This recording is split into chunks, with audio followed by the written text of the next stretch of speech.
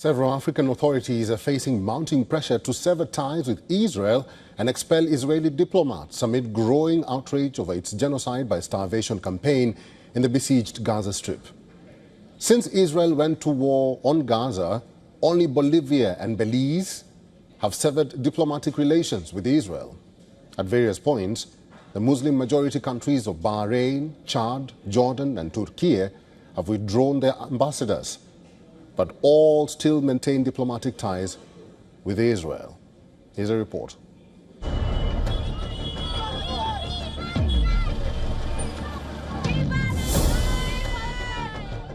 First, it was Kenya, where hundreds of Kenyans participated in a protest in solidarity with the Palestinians in the war-battered Gaza Strip. Bikers and other drivers went around the capital city, Nairobi, waving Palestinian flags while some chanted, "Free, free Palestine."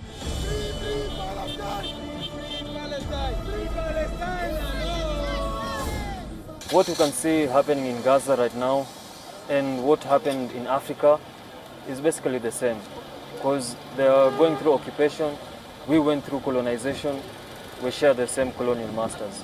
So, and we can't just sit back and watch what is happening there, the mass murders, the genocide, the starvation, and killing of innocent children and women.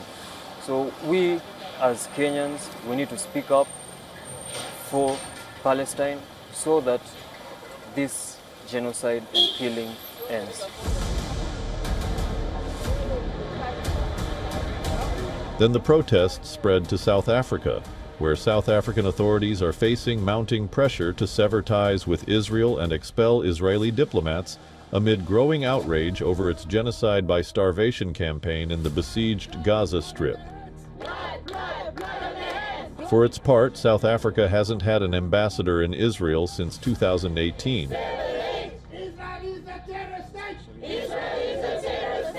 But activists say the country needs to take stronger action against Israel. Many South Africans say that they were extremely disappointed with Cyril Ramaphosa's government's decision to ignore Parliament's November 2023 decision to sever ties with Israel. Also, dozens of protesters marched through Senegal's capital on August 24th, calling for an end to the war in Gaza and demanding their government sever diplomatic relations with Israel.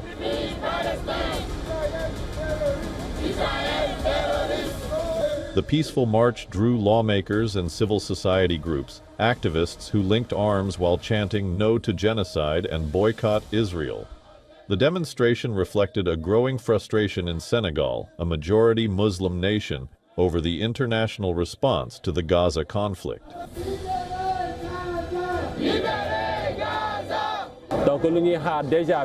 We expect at the national level that the Senegalese government breaks diplomatic relations with Israel. We also want international opinion, starting with Arab countries, to unite against Israel so that Palestinians can be independent, recover their land, and the war stops. Western countries must also respect UN charters and give Palestinians back their rights.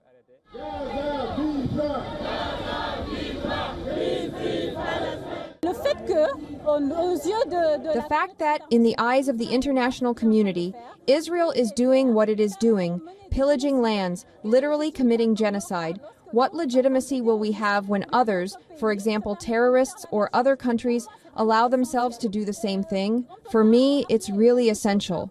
We cannot call something one thing on one side and refuse it on the other.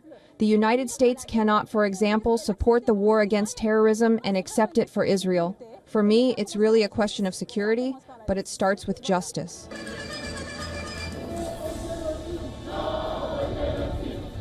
Similar protests have been held, especially in North Africa, like in Tunisia, Morocco, Libya, and Algeria, all in support of Palestinians. They seldom mention Israel or do not even speak about any relationship with the state. But, in a twist to the protests and condemnation, the Israeli government opened an embassy in Zambia on August 20th, more than 5 decades after it was shut during the 1973 Arab-Israeli War. The move, marked by a ceremony in the capital, Lusaka, attended by Israeli and Zambian foreign ministers, comes as Israel holds talks with several African countries about resettling Palestinian refugees. The timing raises questions about Israel's broader diplomatic strategy in Africa and how regional governments are responding. Many countries in Africa are lining up for Israel to open an embassy in their capitals these days. We choose to begin in Zambia. We believe in Zambia's potential. We believe that Zambia is a country of values, domestically and in its foreign policy. We believe Zambia is a strategic partner for Israel in the southern part of Africa. According to reports, Netanyahu has said Israel is in touch with a few countries to find a destination for Palestinians who want to leave Gaza. He has consistently declined to provide further details. There is no evidence, however, that Israel has spoken to Zambia about resettling Palestinian people. Africa Bureau, WION World is one.